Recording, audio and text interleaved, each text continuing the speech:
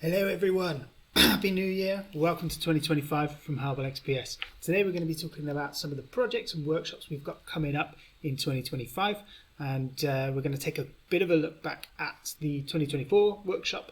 Some of you may have seen us talking about social media or on YouTube.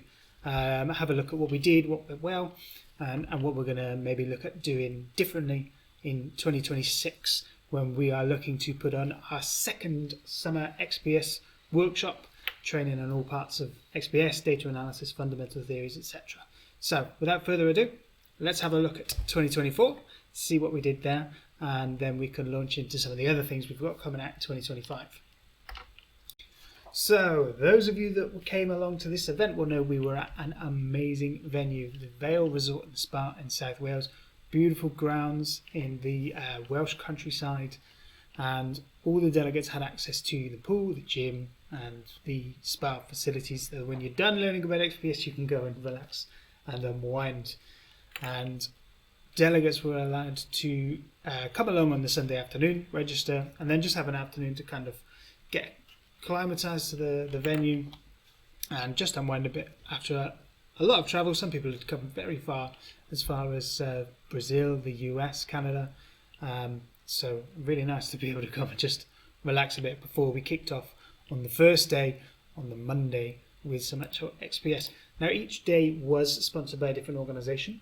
So Monday we were joined by Specs, so Gilbert Meni from Specs came along to talk about some of the new developments and techniques that Specs have been working on that you can expect to see soon that will be available. Now we split into beginners and advanced sessions. So the beginners came along with myself and my colleague Archie to look at the kind of fundamentals of XPS, what is the technique, what's the kind of physics behind everything, and really give you a solid foundation for the rest of the week. After we had some of the kind of underlying physics, we then moved on to just some really basic analysis, just getting to grips with how do I start looking at my data, what kind of things do I need to be aware of when I'm beginning my XPS and kind of planning out my experiments. Now, of course, this is going to be useful to a lot of the attendees. A lot of the more advanced attendees went to the other session, which was led by Neil Fairley of XPS and Vincent Fernandez from CNRS in France. Now, the advanced session looked at a lot of imaging XPS, so the types of collection, what kind of data processing can be done, spectral from images, that kind of thing. I went into a lot of detail about what kind of information you can get out from your two-dimensional XPS with the most up-to-date versions of CASA and other kind of analysis methods as well. In the afternoon, Neil then led into some of the new tips and tricks in XPS, shortcuts, other kind of things that he's added in, things that have been requested over the years to make the whole data processing process a lot more smooth and straightforward. And then this was followed up in the afternoon by some really advanced quantification and practical analysis, again with Vincent and Neil. In the evening, before dinner, we had a quick look at some of the posters. So we had a really fantastic range of posters coming in from all over Europe, the US, South America. Again, we had a really fantastic range of attendees here and some just really, really high quality posters. So we gave everyone a chance to go around and look at that. Of course, people were then welcome to go and use the spa and unwind, etc. before dinner as well. And this was followed up with dinner and a kind of welcome reception, some drinks, etc. to get everyone introduced to one another and just kind of begin the networking process. So day 2 was the Thermo Fisher Scientific Day, sponsored by Thermo Fisher and Blue Scientific.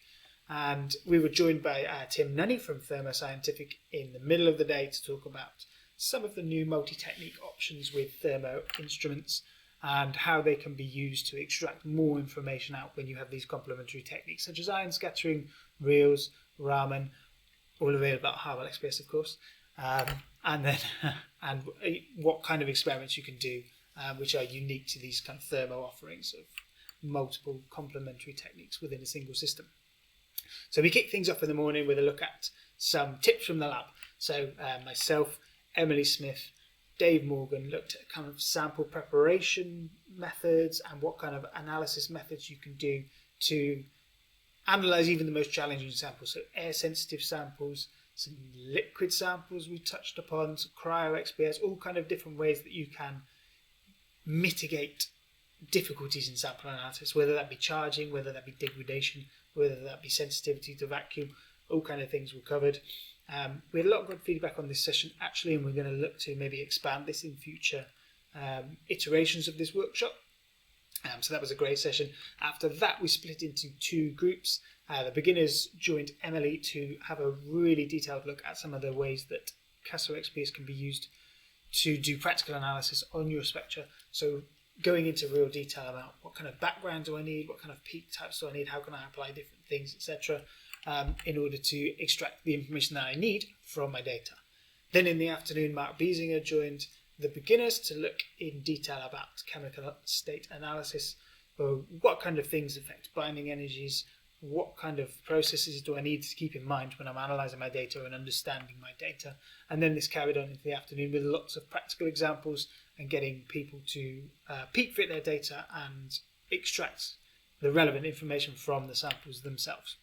Meanwhile, in the advanced sessions in the morning, Dave Morgan and Mark Biesinger talked to the advanced delegates about carbon fitting specifically. So a bit on calibration, fitting of carbon 1s data, graphitic carbons, what kind of things you need to take into account when you have these things like asymmetry of conductive carbons, looking at the D parameter, so this is analysing the carbon KLL in order to get your sp2, sp3 ratio out, and kind of practical ways in which you can use not just XPS but other softwares as well to extract this information from your data.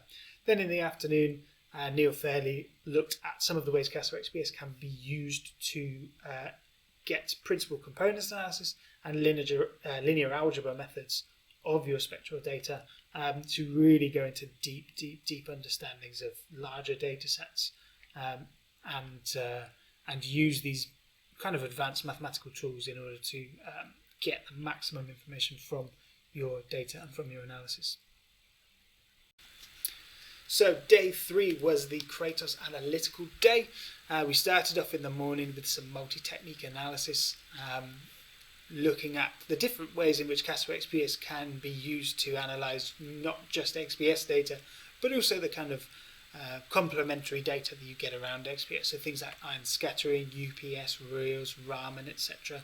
What kind of processes you need to do to get the data into the right format, and how you can use CASA and other different functions within CASA to make sense of data that's not just photoelectron spectroscopy data. Then after this, we split again into the two groups, and Emily Smith and Vincent Fernandez took the beginners to look at depth information, so looking at things like depth profiles, how XPS can be used to extract information in the Z dimension, and what kind of experiments you can do with that. Meanwhile, in the advanced session, myself and Dave Morgan looked at hard X-rays. So XPS, how to do XPS experiments, what kind of considerations you need to take into account, and what kind of additional information you can get out from using hard X-rays as opposed to the traditional softer X-rays such as aluminium K-alpha and magnesium K-alpha. Adam Roberts from Kratos Analytical then joined everybody to look at XPS sources from Kratos and also the different imaging modes that Kratos instruments can offer, and what kind of information you can get out which is unique to Kratos instruments there. We packed everyone up with a picnic, and in the afternoon we organised some buses into Cardiff city centre for a free afternoon. People had a great time looking around the castle, looking around Cardiff Bay, and everyone was very excited on the buses home after a good day out and a good dinner out in the city centre at some of the lively restaurants therein. So day 4 was sponsored by Phi from the US, and we had a very special treat from Wolfgang Betz's personal vineyard in Germany.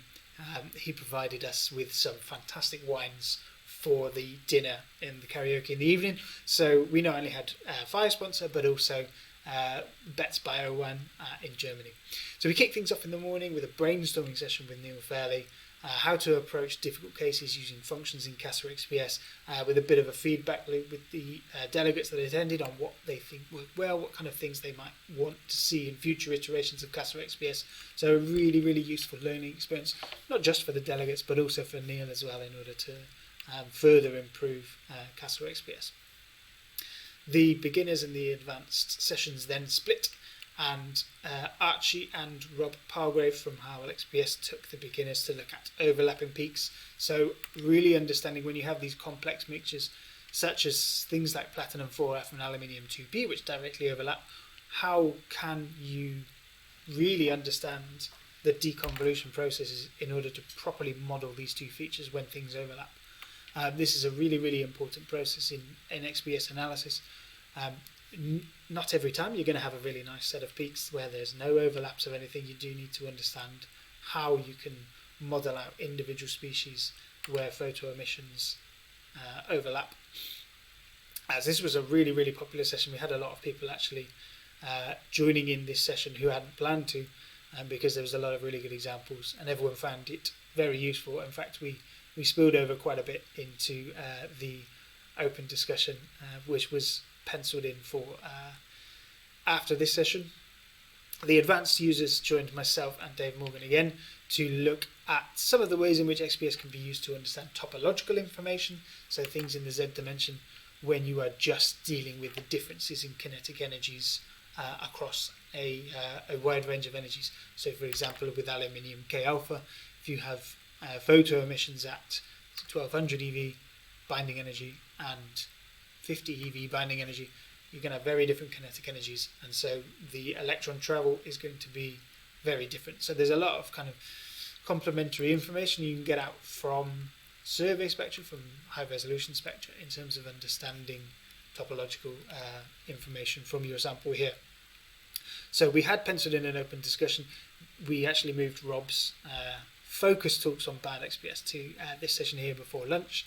Looked at some examples of where XPS data has maybe not been treated as well as it could have been in the literature, and gave the audience a good set of rules to kind of follow and understand about what they should be looking to do, not just when they analyse the data, but when they publish the data as well, in order to prevent proliferation of kind of bad fittings and bad understandings of XPS. After lunch, Mark Biesinger gave us an amazing look at some advanced chemical state analysis, particularly looking at the Auger parameter, Wagner plots, things like final state and initial state relaxation energies, and how we can use this to understand some really complex oxide spectra, such as first-order transition metals. We have this really, really intense amount of multiplet splitting, which often makes analysis pretty challenging. There was a lot of practical hands-on sessions in here as well, so people can get used to really understanding how they can extract the information they need from these complex examples. And then finally we had everyone's favourite, the final dinner of the workshop, followed by some karaoke, where myself and Dave Morgan kicked off with some Tom Jones as we were in South Wales, before being joined by the rest of the delegates in what was a really, really fun evening. And again, we were very, very grateful to have Wolfgang's bio-wine from his vineyard to lubricate the karaoke. So the final day was kicked off with Rob Palgrave, who is the director of HarwellXPS, looking at valence band XPS. So this is something that doesn't often get looked at, I think it's fair to say. So he was looking at some of the ways in which we can actually extract more information from the valence band than we might necessarily have thought previously, and what kind of practical data treatments we need to consider when we are looking at these valence bands. After a quick coffee break, we had a really, really positive open discussion. Everyone got involved, talking about everything we'd covered over the workshop. People were able to ask any questions they might have had and really kind of deep dive into some things they wanted to go over in more detail. This ended up running on quite a bit over the scheduled to finish date. Some people, of course, had to filter out to catch flights, etc. But people stuck around for quite a long time to just chat with not just HarwellXPS, but the other speakers, Mark Biesinger, Emily Smith, etc., to really kind of pick the brains of the speakers that had helped organise and put on this workshop. We did organise a light lunch for everyone as they filtered out. Some people left earlier, of course, but everyone on the way out was really, really positive. It was such a fantastic experience for us to meet with people that use XPS, people that are running their own facilities, etc., from all around the world, and really network with a lot of fantastic spectroscopists and scientists from all over. So this was our departing photo. Thank you so much to everyone who turned up. You made it all a really, really special event for us, and we're really excited to do more in the future. So we also sent around some feedback, and again, a huge thanks to everyone who submitted feedback. Really, really helpful for us to understand what we did well, and to understand what we need to do better in future, and ways that we can offer more value for these workshop experiences. We had quite a good mixture of people attending, the beginners and advanced. Obviously, you are free at any point to switch between sessions. You can move around, go to what you think was going to be useful to you, essentially. People were very positive about the choice of venue as well. It was a very nice venue, and the spa facilities, although we didn't really have time to enjoy them, we were told they were excellent as well. The range of topics and the quality of the topics were all, people were very positive about those as well. Again, people have given us specific examples of what they would like to be covered in future events, and we've absolutely taken those on board, and we are looking to, again, think about ways that we can offer even more value, and maybe offer topics to everyone regardless of what stream they choose. Again, the feedback for what we would like to see in the future is really, really useful. So, for example, more videos. We are going to be recording a lot more videos, not just for our YouTube channel, but for more of these workshops in the future. A lot more step-by-step worksheets in the practical session, and we will be making these available to the delegates from the previous 2024 session as well. And maybe a few more talks about how XPS can be used in real applications as well. Finally, what we wanted to see, almost everyone said they would attend again. However, the people that didn't want to attend again, they said they would still recommend this to their colleague. That's a win for us. We're very, very pleased that people found this useful, and that people found this was a good value, and a good use of their time. And again, just looking at some of the comments, really, really positive, amazing feedback. So thank you everyone who came, thank you everyone who submitted feedback. And we were going to be looking to action some of the thoughts that you have on where this could be improved. And 2026 hopefully will be an even better entry than 2024 was. So with that in mind, we're going to be putting a link in the description for the pre-registration for the 2026 workshop. We're actually going to be moving to a new venue. We're going to be doing the next workshop in Oxford. So this is the Voco Thames Hotel, really, really nice venue. Myself and Archie have already been around, and it promises to be an excellent place for learning. And if you sign up now, you are in no way bound to coming at all. We are looking at ways in which we can reduce the price as much as possible. So this is just pre-registration now, but you will be the first to hear about when registration does go live, so you can make sure you book your place on the workshop. So the other things to look out for from HarwellXPS in 2025, we're in the process of upgrading the Guru website to offer more information, more kind of training options, more kind of online workshop spaces, things like that. So hopefully within the next couple of months, those changes will go live, and we will have a brand new face of HarwellXPS Guru. Our main website will also be upgrading soon as well. This probably will be in Q2 of this year, and we will be looking to put some more workshops on in person at Harwell. So if you are based in the UK, have a look out for these later on in the year. And with that, that's everything for today. Look out soon for some more videos coming up on a technical level, covering some of our recent research and also just some general XPS. But for now, thank you for watching, and I hope to see some of you at the 2026 workshop in Oxford. See you all.